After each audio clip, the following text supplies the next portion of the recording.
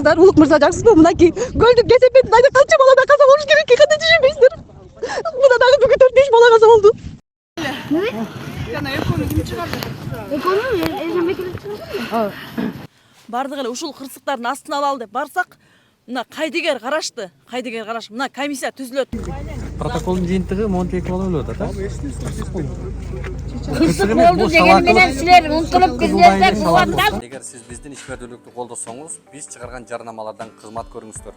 Анткени жарнамадан түшкөн каражат эл ичиндеги көйгөйлөрдүн ачыкталуусуна жардам берет. Урматтуу мекендеш, Ширетмен тиркемеси жакшы мүмкүнчүлүктөрдү жарыялап жатат. Эгерде сизде ширетүү цехиңиз болуп, кайсы бир товарды өндүрүп келсеңиз, мындан ары Ширетмен тиркемесине жайгаштырып, товарыңызды сатууга мүмкүнчүлүк ачылды. Ошондой эле курулуштарга жакшы ширетүүчүлөрдү Ширетмен тиркемесинен табууга болот. Ал үчүн Ширетмен тиркемесин Google Play'ден же App Store аркылуу жүктөп алып, регистрация кылып коюу жетиштүү болот. А эгерде автоунааңыз бузулуп, уста издеп жаткан болсоңуз, дал ошол Ширетмен тиркемесинин иштөө принциптеринде эле автомен тиркемесин көчүрүп алып пайдалансаңыз болот. Автомен тиркемеси аркылуу автоунаа усталарын оңой тапканга, алардын түрлөрү же тажрыйбасына карап, автоунааңызды оңдотуп алсаңыз болот. Кененирээк маалыматтарды төмөндөгү Instagram баракчадан же сайт аркылуу таанышсаңыздар болот. Москва шаарындагы боордоштор Ваш стоматолог клиникасы менин катталуучуларым үчүн 20% арзандатууларды, рентген жана консультацияларды акысыз көрсөтөт. Жекшемби күнү тишиңизди бекер жулдура аласыз. Ал эми ультра үндүү тиш тазалоо болгону 1500 рубль. Ваш стоматолог клиникасында төмөнкү кызматтар көрсөтүлөт. Хирургия, ортодонтия, имплантация, терапия, брекет системасы саат 9-дан 21:00-га чейин дем алышсыз кызмат көрсөтүлөт. Клиника заманбап жабдууларды орнотуп, тажрыйбалуу такшалган дарыгерлер менен толукталган. Дарья Рокоссовская бульвары, Открытый шоссе көчөсү 14-үй, метродон болгону 3 мүнөт аралыкта.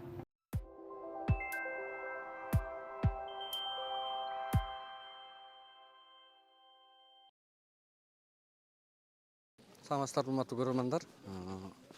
Бүгүн биз азыр Мурас Ордо жаңы конушундабыз. Мындан 10 күн мурда келип кеткенбиз, бирок бүгүнкү чыгарылышыбыз бир жан кейите турган, жүрөк оорута турган жаман окуя болуп атат.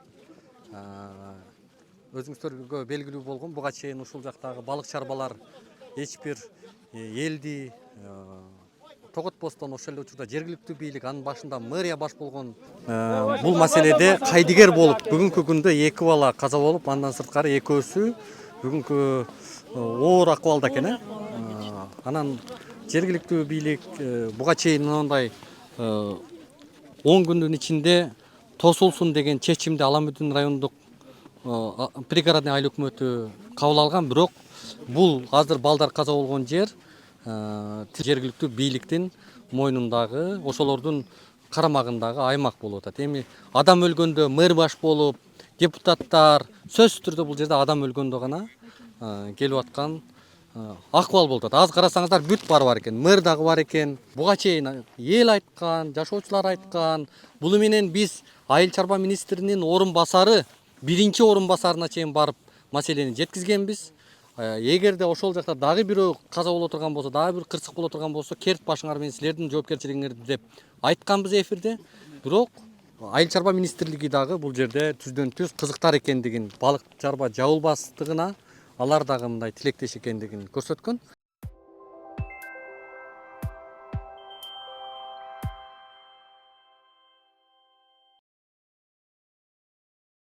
Урматтуу Москвадагы мекендештер, Кыргызстанга жүк салууну каалап, бирок кимден жиберүүнү ойлонуп жаткан болсоңуз, биз сиздерге ишенимдүү ишкерди сунуштайбыз. Бул ишкердин аты жөнү Зайырбек Маматкаримов. 12 жылдан бери иш алып барган командасы сиздин аманатка кыянатты кылышпайт. Кыргызстанга салган жүгүңүздү күндүн аптабына же кыштын ызгаарына калтырбастан атайын жүк сактоочу кампасы Бишкек шаары, Профсоюз көчөсү 38/1 дарегинде жайгашкан. Жүктү Москванын бардык жеринен өздөрү алып кетет. Алган жүктү Кыргызстандын 7 дубанына жеткирүүнү да кепилдешет. Кыргызстанга жумасына 2 машина жиберилет. Жүк баасы көлөмүнө жараша 500 рубльдан өйдө баланат. Дареги Нижегородское метросу, Перовское шоссе 9, строение 7. Байланыш номерлери +7 926 788 70 70, +7 929 624 63 64. Урматтуу Москва шаарындагы мекендештер, эгерде каттооңузду жаңылоо маселеси жаралып жаткан болсо, бул багытта 10 жылдык тажрыйбасы бар Ахмат аттуу ишкерди сунуштайбыз. Ар күнү Москва шаарынан Казакстан чегара өтмөгүнө кирди чыкты кызматтарын көрсөтүп турган дал ушундай ыңгайлуу автоунаалар каттап турат. Коопсуздук талаптары сакталган ар дайым тажрыйбалуу айдоочулар сиздердин кызматта. +7 977 110 34 11. Эми кандай чечим кабыл алышат, кандай баа беришет? Азыр жашоочуларга дагы мына биздин барыңыздар менен мындай тааныш болуп калдык. Каттай берип, жолуга берип, бизге бара берип, атыңызды айткыңыз. Махабат, атым Махабат. Ошо Мурасордо конушунун жашоочусу болом. Мына өткөндө эле биз кайрылып бардык эле. Барбаган жерибиз, какпаган эшигибиз калган жок. Мына бардык эле ушул кырсыктардын астына алалы деп барсак, мына кайдыгер карашты. Мына комиссия түзүлөт деди. Өткөндө комиссия түзүлүп келиптир. Местный жительдерден кош болуптур. Биз кош болуп, бизди вообще четтеп койгонда, бийликтер эле өздөрү эле билишип эле мынакей айланасын тосот, зым менен тосот деп эле ошондой жыйынтыкта кетип калышкан. Местный жительдерди кошкон эмес. А эмнеге кошкон эмес? Биз убагында какшан эле айтып аттык мынакей. Бизди местный жительдерин кошкула, биздин эле айта турган арыз муңубуз бар деп айттык. Кошкон жок. Азыр кечиресиз, тактап коелу. Ким тарабынан комиссия түзүлүп, кимдер келди? Бири-бирине эле шылташат. Первомайский болсо Аламединскийди айтат, Аламединский болсо Первомайскийди айтат. МТУңар айткан жок силерге, квартал башчыңар эскерткен жок. Кимдер келди? Сиздер билдиңиздерби? Кимдер келди? МТУ башчы. Ал деген биз деген Начальник МТУ келиптир, зам келиптир, экинчи кварталдын квартал башчысы келиптир, үчүнчү кварталдан жительдер бир-экөө барыптыр, бирок бизге эч кандай маалымат берген эмес. Сиздерди кош болуптур. Эмне иш кылыптыр бул жакта? булар ошо жыйынтыкты билбейбиз. Кандай жыйынтык болгонун билбейбиз. 10 күндүн салмастары, менин атым Жылдыз. 10 күндө сетка менен тозобуз деп эме берди, документтери турат мынакей. Бирок мына 22-синде ушул кагаз чечим чыган экен 10 күнү депчи, бирок 10 күндөн да ашып кетти, бирок эч кандай тосулган жок. Тосулбаган айынан мына бүгүн Бул тосулсун деген бул балык чарбаларга тийиштүү жерлерди айтыптыр. Балдар кайсы жерде каза болду? Гөлдү Бул балык чарбага тийишеси барбы? бар да ошо гөлдүн Ушул ортосунан кетип куятпай, балык чарбага куятпай, балык чарбага куятпай мынакей. Ким алып чыкты? Башында мен Атыңыз ким? Мене Ержан атым. Бул жерден сосед бала чуркап барып калды мага, үйүн такылдатып. Тиякта мен балдызым больницага келген, бияка көрүнгөн айылданчы, ошол суга чөгүп атат деп. Келсем, мына жерде мен 4төнү көрдүм. Ошо чөгүп экөө суга калкып калган экен. Экөө турмуш чыга албайт экен, ошону биринчи берки эки баланы чыгарып калалы, ошону чыгарып калдык. Андан эле бул соседим келип калды. Анын үчүнчүсүн соседим экөөсү чыгардык. 4 бала кырсыктап атат. 4 бала кырсыктап атат. Экөөсү аман калды. Яны Экөө чарчап калды. Канча жаштагы балдар? 3-класс, 4-класс. Экөө бир кишинин баласыбы? бир киши. Ал киши каякта экен? Өзүнүн баласы? баласы Россияда болуп Россияда. иштейт. Анын биякта өзүнүн ошо Эжесин, бир тууган эжесин таштап эжесинин кеткен. колунда болчу экен да. Жок, эжеси. Бир тууган эжесинин колунда болчу экен. Алар чыгып ошо музга ойношкон экен да, ошо муз ойнотуп анан биз алып чыгып атканда мен мына кошунам экөөбүз барып алып чыктык. Уже барсак уже суунун үстүнө калкып Чыгып калыптыр үстүнө. ал сууга түшкөн Кайсы кимдерге чалдыңыздар? Кимдер биринчи келди? Эмне иш кылды? Биз сразу эле келинчегим чалды, милицияга чалды. Жеңем мага чалды. Милициялар келип эле ошо мен кызды судан алып чыктым, мага балага жол албай койду. Балага жете албай койду. Муз ичке экен да, бассак тырсылаган, анан милиция келип ошо формасы менен суунун ичине кирип кетти. Барып ошо көтөрүп алып чыкты сууну. Балдардын эмесин чечип берип койгон. Ошону Машинада жөнүнө катып жатат да азырчы. Биз тиешебиз жок дагы. Ошону тиякталар менен чогулуп келип сүйлөшүп, жооп бердүү, тиякка чалган турбайсыздар, ошо жооп бердүү, жооп берлек, ошону эле билип берип койгон болду. Жок, мэр жүрөт го, мэр чечип. Мэрге айтпайсыздарбы? Мэрге айтыңыз. Ошону биз барсак Тиешеси жок да, тиешеси Маселени жок да. тактап алабыз анан.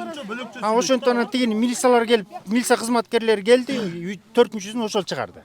Баягы чарчап калган бала. Чыгардыбы? Биз биринчи жардам көрсөттүк, болбой калды. Ким тараптан жардам келди? Кимдер биринчи эмне иштеди? Анан кийин МЧС келди. Андан кийин МЧС келди, андан кийин ускорий келди. Анан кийин скорый келди. Фаптын Фаптан Министр эжени чакырдым, мен чалып келип бериңизчи деп аябай сурандым. Ал эже келип эле сразу айтты, Жылдыз уже болбой калды деди. Кыз анткени баягы кызды суудан алып чыкканда эжеси ыйлады да, жүрөгү согуп атат депчи, биз искусственный дыхание кылдык, бирок кызды куткара алган жокпуз.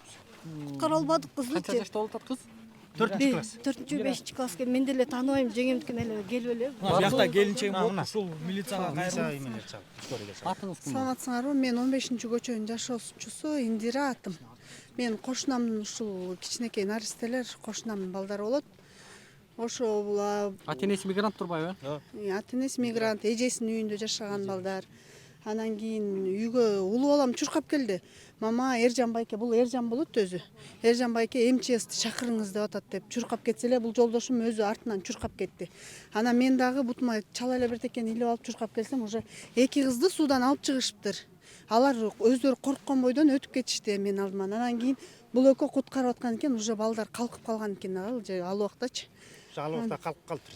Экөө бир кызды алып чыгышты, бери көздөй алып чыкканда эле жанагы эжеси келип өзүн жоготуп ал жерден.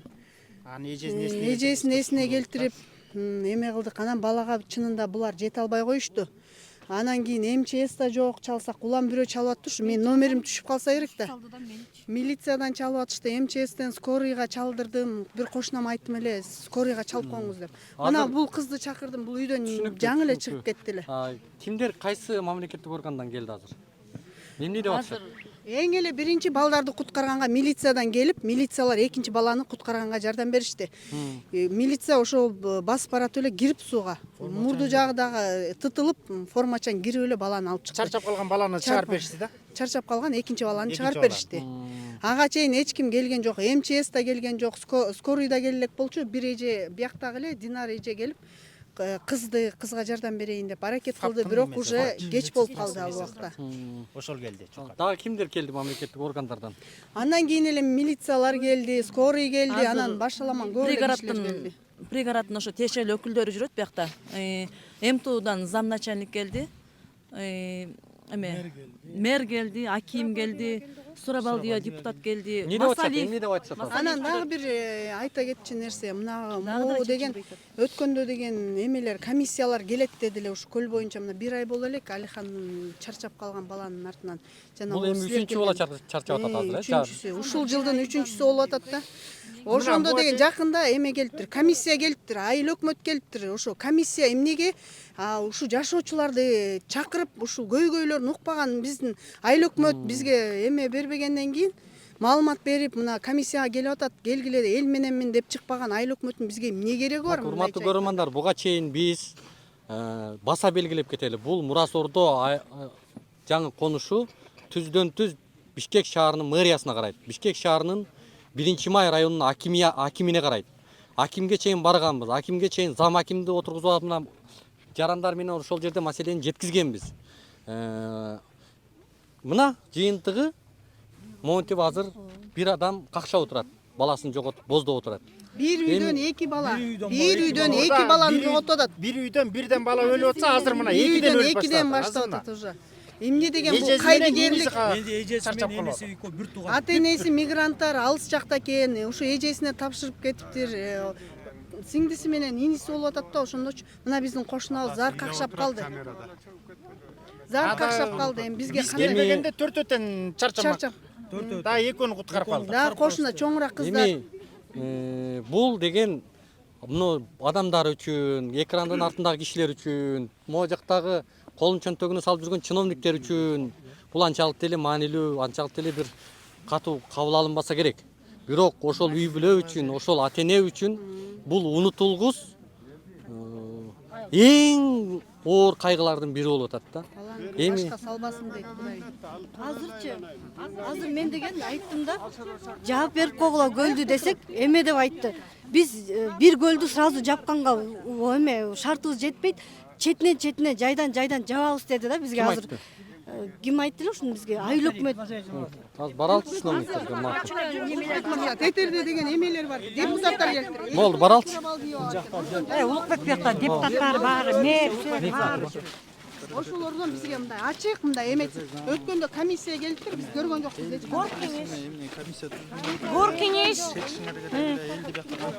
Гор кеңеш келген. Бүт барын бириктириңизчи. Барын бир топтоп бериңизчи.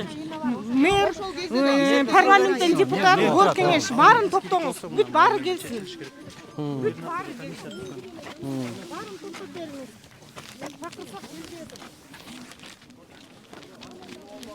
Саңыздар. Денсаулыгыңыз жакшыбы? Жаман иш болуптур, жаман кайгы болуп атат. Siz daha gelip kalıpsыз. Буга чейин сиздин 1-May районунун акимине, анан 1-May районунун биринчи зам акимине, анан ошол жердеги 16-МТОнун башчысына бул маселени айтып кеткен элек да. Анан бул маселени сизге жеткиздиби, жеткизген жокпу? Жыйынтыгы монтип атат. Эмне чара көрөсүз акимге? Азыр биз деген болгон материалдарды алып туруп мен тапшырма бердим, прокуратурага беребиз, укук коргоо органдарына. Ошо юридикалык баа бергиле ар бир кадамдарга. Себептен азыр көрсөтүп атышат, чечимдер чыгып туруп, анан кийин жана рыбхоз, АО рыбхоз дегенге тапшырма берилиптир.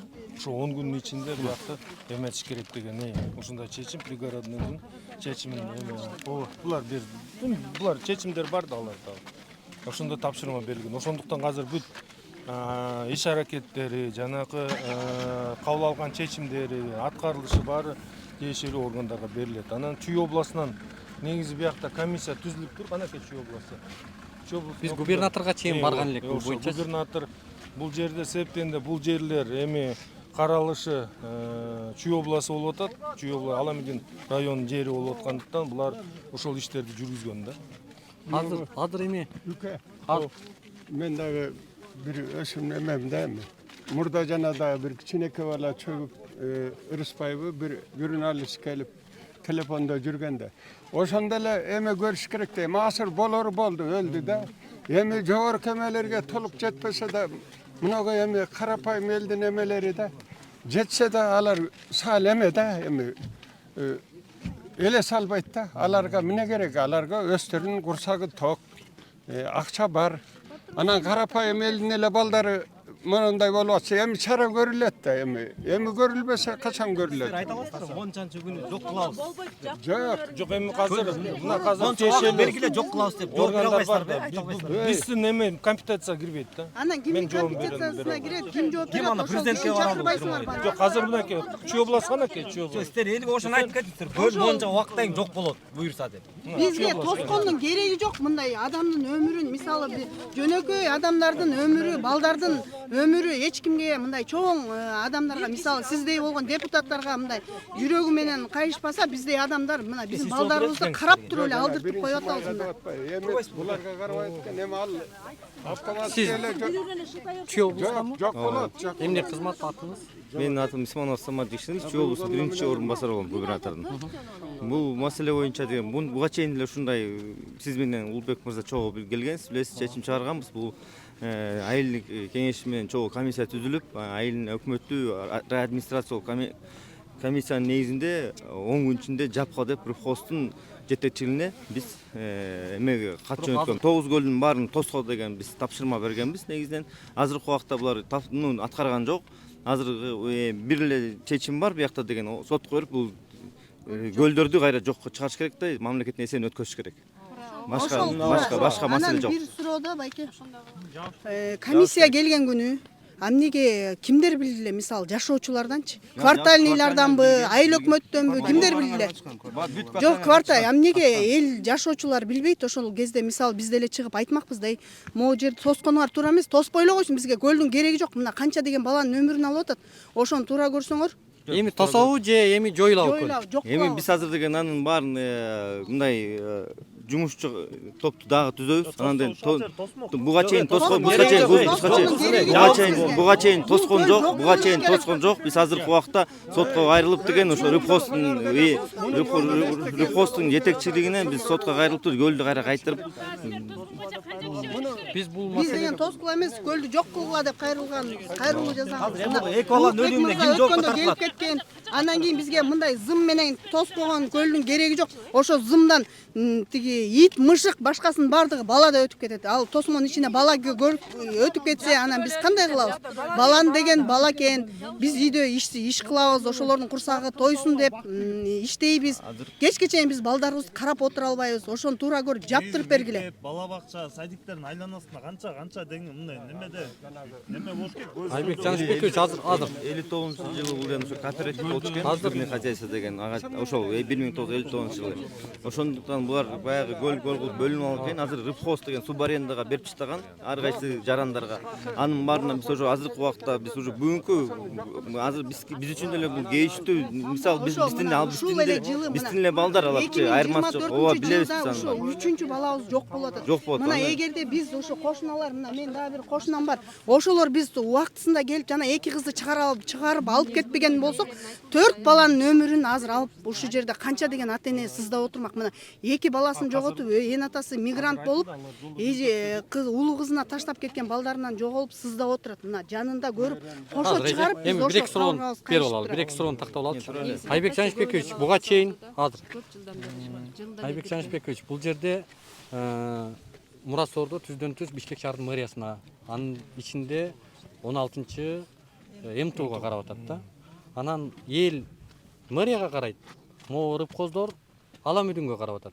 Анан буга чейин сиздерми? Конечно, буга чейин мамлекет тараптан жерди жашаганга берип атат, элге баары басып албай мыйзамдуу алып атат токтом менен. Мамлекет ушул акыбалды 20-30 жылдан бери чечилбей келатат экен бул. Анан эми рыбхозду же элди тандаш керек да бирөөсүн. Эми тиешелүү чечимдер чыгат да.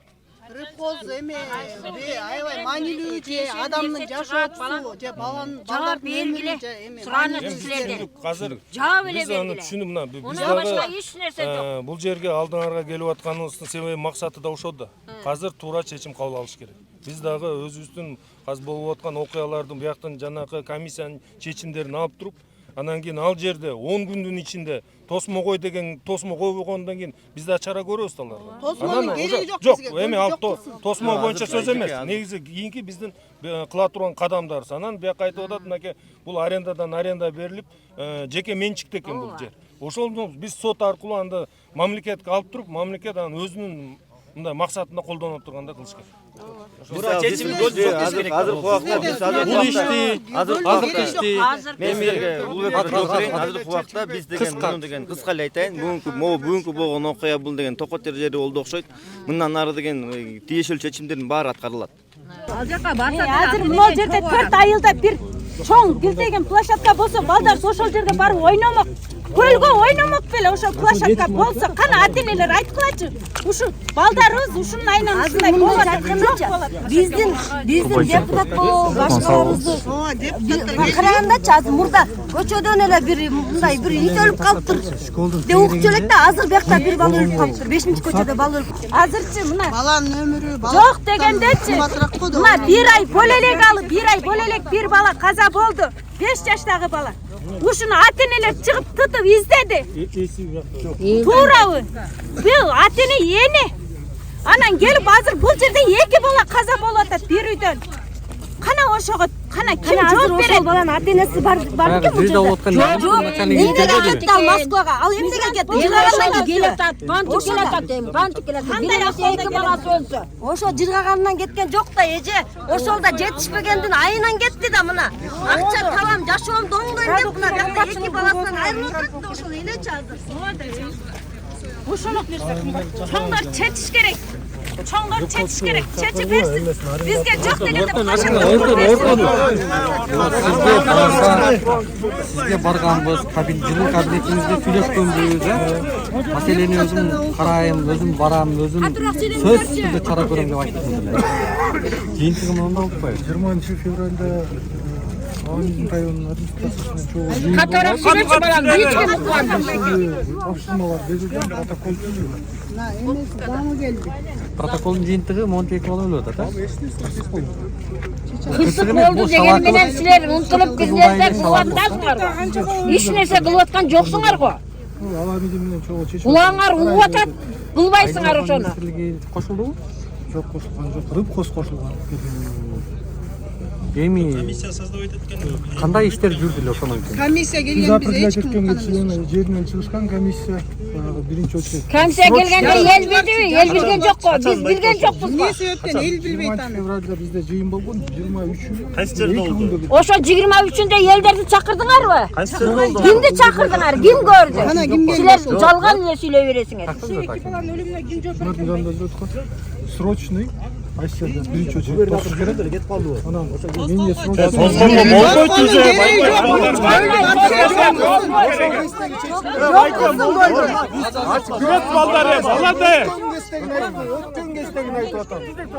Эме бала деген бала экен. Создоонун кереги жок. Көлдө вообще жок. Токтоп турасыздар кичи бейилдикке. Мындан ары кандай чечим кабыл алат? азыр Мэрге жеткиздиңиздер беле? Конечно, жеткен. Мэр биле беле бул боюнча? Мен акимет айтып бергем. Тоскойло койсун. Жоготтун бул көлдү. Тосода алып таштап турушун, токтотушка кудуретибиз жетет.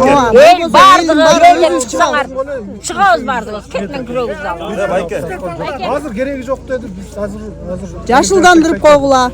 азыр буак кылып эле кагазтын баарын карап. Агызы деген жакшы билет. Элге зыян тийбеш керек да.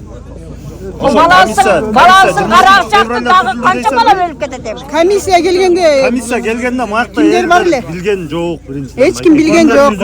Квартальный, эмнеге квартальный, хотя бы көчө башы, квартальный дегендер.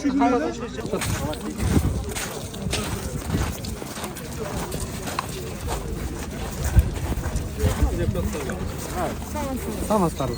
Кандайсыздар? Жакшы. Согуштар жакшы болду? Келип калыпсыздар. Келип жүрөбүз да. Маселе качан чечилет экен? Ким менен сүйлөшсөңөр?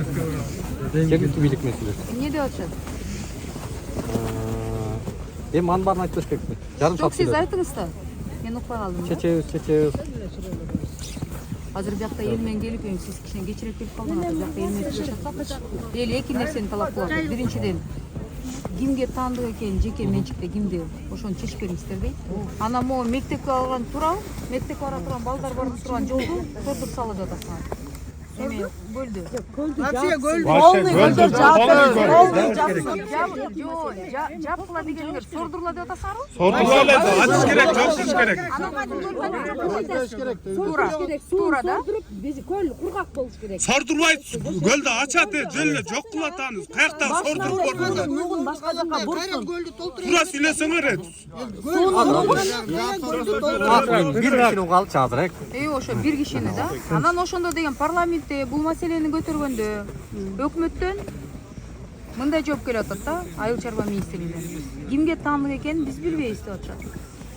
Кимге бул көл кимдики деп сурап берип атабыз да. Биз парламентте буну жанакына кичине эмоционал болуп калды.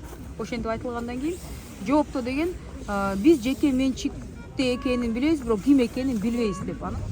Бул көйгөйдү жергиликтүү бийлик чечеби? Аткаруу бийлиги.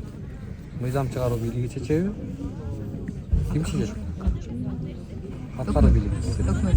Мыйзам чегинде мен муну парламенттен мага эл кайрылды.